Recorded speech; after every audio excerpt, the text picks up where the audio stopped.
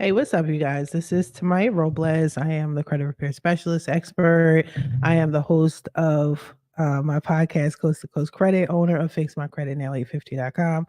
Welcome, welcome. So, I'm doing another reaction video. I found this video on CNBC, and it was basically stating how you should just go ahead and pay everything with credit cards. And since this is my area of expertise, dealing with y'all, fixing credit, getting credit cards off of people's credit reports, so on and so forth, teaching you guys about trade lines, how to manage them. Sometimes I guess it's better for you to hear things outside of me, even though you guys listen to me either way. But I just wanted to do a reaction video and then state my opinion just so you guys hear from another perspective. And I haven't eaten all day, so I will be eating a snack while I'm watching this. So you eat a snack too. But anyway, let's get right into it. Start now, and then periodically, like I said, I'll just be saying my little opinions throughout the video. Imagine ordering a coffee and slipping into a daydream. Are you also hearing Jennifer Garner ask, "What's in your wallet?" Well, what's in your wallet is very important. And as for all that credit card rewards talk, she might be onto something. Most people should be able to save at least a few $100s every year just by using the right credit cards. If you travel as much as Peyton Manning, extra night in San Diego, morning, or are a diehard Swiftie trying to save on those expensive concert tickets, as these commercials will tell you, there's a card for everyone. Now, that part I do agree with. There is a card for everyone, even if you have a low credit score, even if you have a high credit score. I do not support unsecured credit cards. I mean, if you got to do what you have to do, or you've done it already, cool, we'll work on that. And I can show you how to get out of making that a secured credit card and making it an unsecured credit card. But so far, I like what I hear, factual. And those cards will save you money. Well, that is, if you have the funds to make the rewards worthwhile. They could be really useful or they could be dangerous. I think the biggest tip is to know yourself. I do agree. You do have to know yourself. However, it can be hurtful if you don't know how to use the card. Even if you're bad at managing money and credit cards and things like that, okay, I get that. But you could still manage your credit cards and it not harm you. So if you know how to properly use a credit card, you'll be fine.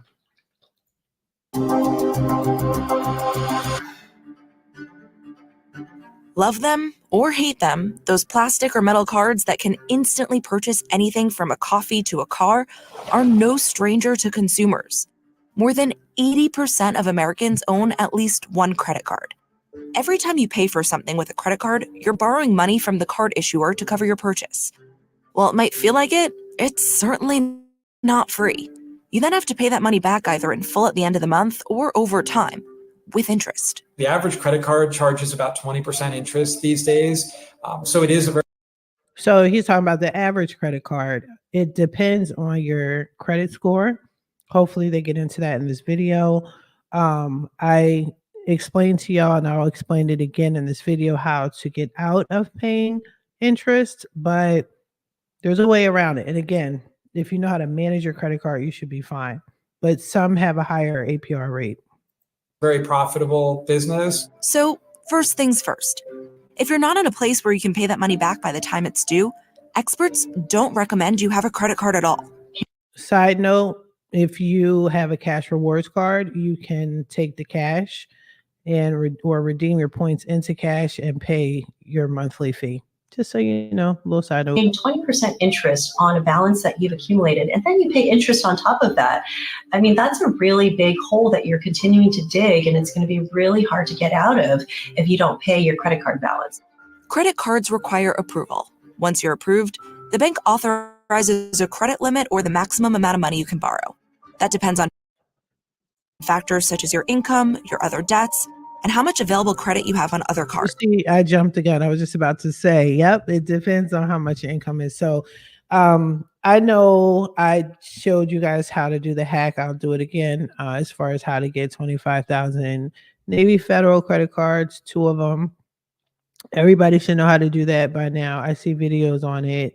And people just blew that up. But it was real popular in the pandemic and stuff like that. But some people are pissed because they don't get the full amount, or they don't get the 25,000 from Navy Federal, or they don't get whatever max amount they asked for. But that's because they're not considering their debt to income. They're not considering their possible credit score. Yes, you can have a decent credit score, but a whole lot of negatives on there that affects it, so on and so forth. So just keep that in mind, but it does seem like they're explaining that. So far, so good. But here's the caveat. Whether or not you're approved depends on your credit score. Meanwhile, your credit score is determined by your credit report, the information related to your credit activity you might not have if you don't have a credit card. It's a catch-22. How do you build your credit history? Well, the simplest thing is really to get a credit card, use your credit card, and pay it on time. Okay. So I somewhat agree with that. I say somewhat agree with that because that's how you pay things on time. That is not how you build history. You're gradually building history over time, but a lot of my clients, they need to show history sooner than later. So if you're just now starting to work on your credit, build your credit, so on and so forth, that's cool. But there's ways to show that you've been paying things on time. You just didn't record it, such as Experian Boost. That's a good one. Rent Reporters. I have a link in my description with that. So I make tips with that as well. It's not just sitting there saying, okay, as of today, I'm going to start paying things on time. Yes, you're going to build, but that's over time. That's not showing history. History is the past, not the present. So if you're saying, yeah, just start paying on time now, that's how you build history. That's how you eventually build history. But a lot of you guys need history now. And that's where Tradelines come in. Credit scores generally range from 300 to 850. The higher the credit score, the more responsible you're deemed. Credit scores not only affect whether or not you get approved for credit cards, but also your credit limit and your interest rate on loans, mortgages, and the terms lenders may assign you.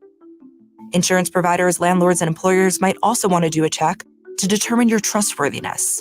If your goals are to buy a house, get a car, get a loan, the first thing that you need to do in order to build your credit history is to get that credit card going. Those Jennifer Garner commercials are for Capital One, but there are numerous companies in the US that offer a wide range of credit. Capital One, Capital One. So a brief history about Capital One is they weren't always a bank. They didn't start off as a bank. If you remember anything about Capital One, they used to be a payday loan company. They used to do the little Paydex cards or payday cards, where you can just put your direct deposit on the card and use it as a debit card. And then eventually they popped up as a bank. And I remember my first reaction, I was like, is that Capital One? Like, it's like a rush card, you know what I'm saying? Like a baby fat card, if anybody knows what that is. So if you are trying to see if you're qualified for any card and you're just not sure, always start off with Capital One. Okay. Capital One is pretty easy to get credit cards, even if it's not a huge high limit. You just want to start, you want to get your foot in the door, do what you have to do, but start off with Capital One. Cards. There's the issuers, American Express, Discover, Bank of America, Citi, Wells Fargo, and then there are the networks. They facilitate transactions between the merchants and the card issuers. The four major card networks are Visa, MasterCard, American Express, and Discover. Two of the world's largest card networks, American Express and Discover, are also card issuers. They're a standard. I'm going to tell you right now, if your credit profile is not together and you don't have the right debt to income ratio or say the right things when you're applying, it's not that simple to get an Amex card. That's why I was telling you, start off, crawl before you run, especially if your credit report is not up to par. So everybody wants an Amex. A lot of my people want an Amex. It's not impossible. Let me make that clearer. But just fixing your credit and things like that. Start off with Capital One and end with the Amex. Standard credit cards, rewards cards, balance transfer, charge, student, business, secured, limited purpose, prepaid cards, and the list goes on. Different options that may or may not be right for you depending on your personal circumstances. Standard credit cards are the most traditional type. They have an annual percentage rate or APR, sign-up bonuses, annual fees, late payment fees, balance transfer fees, foreign transaction fees, and the most exciting, rewards. Okay, so it looks like they're about to go into rewards and some of the other things they mentioned, which is great. I'm all for rewards. I'm big on getting a rewards card. Like I said, you can cash out your rewards. You can use that to pay your fees if money's tight. You can just use your rewards and pay on your credit cards. So I wonder if they're going to go into that. Probably not, because that's like a tip. But this seems like all straight facts. Nothing that they're saying is wrong per se.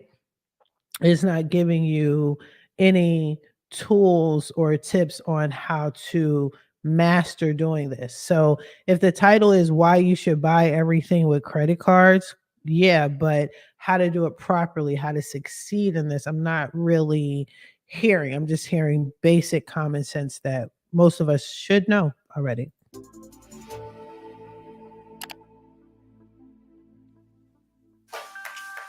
There's actually a whole industry dedicated to maximizing credit card points and miles. Some people love it, and they love going down that rabbit hole and treating it like a game. Bankrate.com senior analyst Ted Rossman earned more than $1,700 in rewards in 2022. But getting the most out of your credit cards depends on your spending habits. Which perks would save you the most money? So how do you choose? If your family spends a lot on groceries, get a card that gives 5 or 6% cash back on groceries. Like, that's a really nice inflation buster right there. Maybe consider a second card that's just a solid flat rate, something like 2% cash back on everything. Most people should be able to get at least $200, $300, $400 a year just by using the right cards. Rossman says the rewards that get the most attention are often travel related. Flights, hotels, rental cars, One thing about those travel credit cards is they also cover gas. So I know gas prices are high. Where I'm at, they're high. I'm sure they're high throughout the US. But travel and gas are related. And so what I would recommend is once you get approved for credit cards, I would have a credit card for pretty much every situation. One for my day-to-day, one for groceries, one for travel, and things like that. Just separate it and then get the rewards points and then again have it pay the monthly fee. access to airport lounges, free or discounted TSA pre-check, priority passes, global entry, or clear to get you through those long airport lines. I think a really good strategy for a lot of people is one of those transferable points cards, something like Chase Sapphire Reserve or Amex Platinum. Being able to transfer to different airlines and hotels opens up a lot of options. The sort of next level tip is within that, if you find partners of partners, like United's part of the Star Alliance and American is part of One World. Then there's rewards for dining, groceries, gas, and also complimentary memberships and subscriptions. Big perks for many are extended warranty and purchase protection. A couple of years ago, I actually saved $300 on an Apple Watch repair. The credit card covered the replacement. But according to Bankrate, Americans... I do agree that you should get a gas card, for example. Just understand that the limits aren't as high as a regular credit card. But when you're trying to build credit and you want as much credit as possible, get it where you can. Get it anywhere at any time. Like, get it from all the resources. So whether it's a gas card, even store cards where you can't, cash it out per se, but it's still viewed as a trade line on your credit card. So store cards, regular credit cards, gas cards, go ahead and apply. Once you get approved for one, you're typically going to get approved for all. favorite credit card reward is cashback. I think especially now with high inflation, who couldn't use more cash, right? Whereas redeeming for merchandise will likely not get you the most bang for your buck.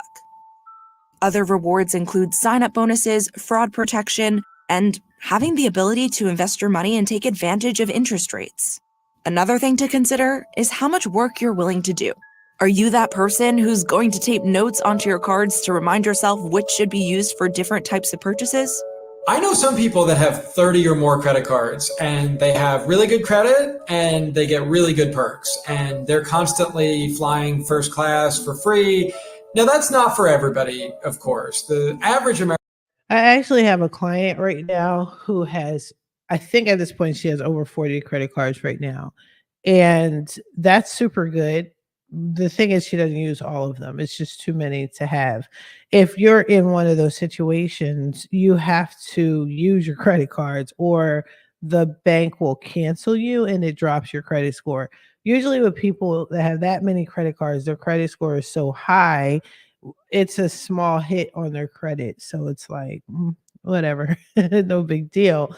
But you want to continue keeping these credit cards active. If you don't really want to use some of your credit cards, like if you have that many, just use it about one time every 3 months. So therefore, the bank won't close you out. It doesn't drop your credit score, and it does show that you're actually using it. American has about 4 credit cards. But even with 4 cards, sometimes there can be a game element to this. Having multiple cards and playing that rewards game can get you some substantial sign-up bonuses, like the Capital One Venture Rewards credit card's 75,000 miles, or Inc. Business Unlimited's $900 in cash back. If you are playing this rewards game, which a lot of people like to do because they like that upfront bonus, you're getting a new credit card and then you close it out, you're losing that credit history. So my recommendation is not to do that. Whoa, the new iPhone 15 with that amazing camera. I wish my family had them. Zoe?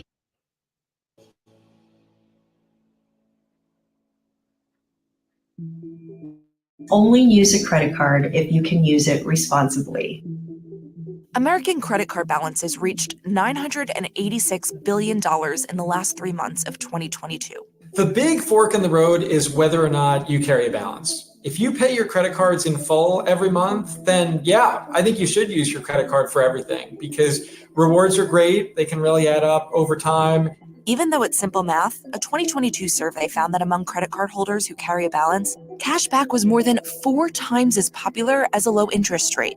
Meanwhile, a large share of those who owe debt, 40%, don't even know the interest rate for the primary card on which they owe money. That makes sense because, like I said, I don't care how high your interest rate is if I know how to manage my card because I'm not going to pay interest if I manage it properly. So yeah, give me a cashback card, give me a rewards card that I can make into cash so I can pay this monthly credit card balance. Especially if you're maxing it out, then you're going to get a high rewards point or you're going to get a good amount of cash back that you could apply it to the monthly fee. One of the biggest things that we see about the spending of credit cards and those that are using it incorrectly are those that are either from lower income households, those that are uneducated in this, because no one is talking to them about money. A recent Bankrate survey found that And that's why I'm here. That's why I'm here. We didn't know. Now we know. They're saying low income because they don't teach everyone this. They only teach the selected few, and we already know who they are. Now you know. 30% of those without a high school degree didn't redeem the rewards, compared to 16% with a 4-year degree. And the lower an American's income, the more likely they were to let those rewards sit as well. More than 30% of those. Don't let your rewards sit, y'all. If you got credit cards now, I don't care if you're low income or not. If you have credit cards, check and see if you have rewards or cashback. Use them. Because listen what the statistics are. They're saying if you're low income and you don't have a high education, you're not going to use the rewards points, man. Definitely get credit cards with rewards, period. And we'll go over that. We'll go over which credit cards have rewards points. I mean, y'all need to do this. Hopefully you're listening. With annual household incomes below $50,000 left value on the table, compared to about 20% of those with incomes between $50,000 and nearly $80,000, and just more than 10% with incomes of $100,000 or more. Sage Mint Wealth Managing Partner Ann Tran says culture plays a big part in how people spend. I grew up in an immigrant family. I wasn't taught about personal finance. You just make as much money as you can and get yourself out and build wealth for yourself. I don't think that has anything to do with culture. That's what they teach us, period. That's what they teach in life. I know back in the day, I used to hear that some immigrants would say, get your money and put it in a mattress in your room or something like that. But what she's saying isn't unique. We're all taught that. Tran recommends having 2 credit cards and 3 if you're a business owner. 1 for primary expenses, a second as a backup, and a third to keep business expenses separate. She says there should also be thought going into your credit card limit and your spending ratio. Let's say you have one credit card and you've got a $10,000 limit on there and you spent all the way up to $9,000. That actually will lower your credit score because your credit to debt ratio is not good because you've used up most of your credit. So the rule of thumb is, I would say, try to stick around 30% and using what your credit availability is. Okay. I don't agree with that. If you know how to use these credit cards, you can get the credit cards to pay for each other. That's one. Okay. And if you don't know how to get your credit cards to pay for each other, which is a very old school, old fashioned way of doing things, then you should just manage them accordingly. One of the things that you may want to do is just only spend what you can afford to pay back. That's an old school way of dealing with credit cards. Sometimes life be lifing, as the young kids say, life be lifing. And you got to do what you have to do, but you can be sure to pay your cards back on time, pay at least the minimum on time. You will be paying interest, but to avoid interest, pay more, way more than your the minimum balance. But a lot of people do max out their cards. Just have one credit card, pay for each other. That's a tip. That's a suggestion. Okay. Other than that, like I said, don't bite off more than you can chew. If you have a $10,000 credit card, doesn't mean spend $10,000 unless you know you can pay it back. But again, it confuses me a little bit because the title is why you should buy everything with credit cards. So you are going to mostly max everything out, but you should be able to pay everything down if you're living off these credit cards. But okay. Is. And so that's why having a second card will give you a little bit of leeway in giving you more credit to spend. For those with credit card debt, while experts don't recommend you open multiple credit cards and try to maximize your rewards, that doesn't mean you shouldn't work on ways to build your credit so that you can get to that place. If you have credit card debt, no shame, a lot of people do, about half of cardholders, but you need to put your interest rate first. So maybe seek out a 0% balance transfer card, or stick to the lowest rate card you can find, or just use cash or debit until you're debt free. There are a lot of cashback rewards. That's definitely true. That's definitely true. But if you're trying to make your build your credit profile and stretch out your money, things like that, I mean, that's what it's good for. You might not have the funds to pay something up front at that moment or when it's due, but you will afterwards. So yeah, it's good to find a credit card with a low interest rate, 0% APR, all that, but inclusive of rewards cards. So yeah, just stay tuned for future videos. I will go over which credit cards are good for cashback and low interest. Rewards cards that do not have annual fees that will give you 1% back on all your purchases. And that is probably the most simple. Now, let's say you get to a place where you've got some plastic in hand and you're feeling good about those rewards. The work doesn't end there. She says you should continue to reevaluate your debt and credit cards at least once a month. Tracking your finances, whether it's on an Excel spreadsheet or using an app like Mint.com, something that will track what all of your assets, all of your debt and liabilities are, so that you know where everything is. And if you're racking up those points, use them. Almost a quarter of rewards credit card holders haven't redeemed any rewards in the past year. And that's an improvement from the 31% of those who didn't in the preceding 12 months. It doesn't get more valuable over time. In fact, a lot of times these programs change their rules in ways that the industry calls devaluations. Like basically it costs more points or miles to get the free flight or the free hotel stay. So use them sooner rather than later. And then So some credit card companies have a use it or lose it type of rules. I'm not familiar with what he's talking about because I use mine. And I don't hear my clients complain about anything. Maybe because enough people aren't using their rewards points, but that's something interesting. But I do use mine. So I mean, sometimes people maybe want to let it accumulate for a couple months and then use it, or use it for the annual fee, what have you. cash back too, that can lose value to inflation. Most people are scared of money, and you shouldn't be. If you know the facts and you understand how money works, it can be really empowering.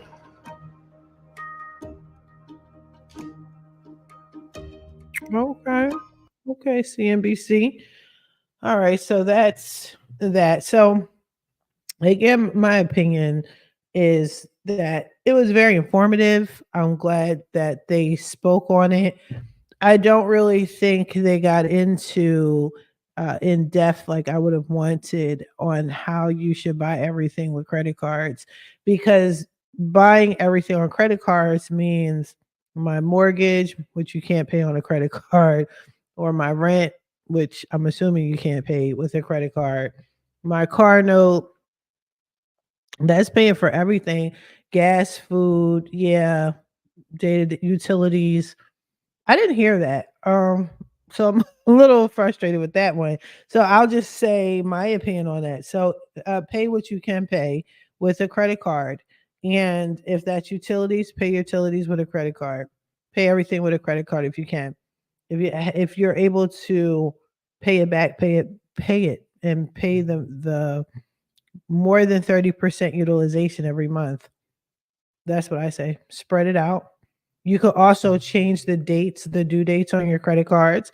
So if you have, let's say you have two credit cards. So maybe have one credit card due date is on the first of the month, and then the second is the end of the month. And then again, have them pay for each other. That's an option as well. Or just keep it that way. If you don't want to do all that and you do plan on paying your credit cards off, but the dates are too close, move the dates. But I thought that video was kind of interesting. I think they could have done a little better. But yeah, I'll do videos on credit cards that give you rewards points and things like that. It's actually a list I have. I just have to go in the whole library and blow the dust off of that list and share it with you guys. But yeah, low interest rate credit cards and cash reward credit cards that you should apply for. That will probably be coming up soon. Hopefully that worked. If you guys need credit repair, definitely, hit me up. Look in the description below. Schedule a consultation, free 30-minute consultations when you are ready to start your credit repair journey. Please do not hit me up just to see if I'm going to answer. Yes, I'm going to answer. You're going to get me. All right. But when you're ready to start, when you're serious, or you need help structuring a plan, sometimes you guys need a plan, definitely hit me up. Check me out on social media, my podcast. I'm on Airways. Everything is in the description. In the meantime, I wish you guys the best of luck on your credit journey. Have a good one.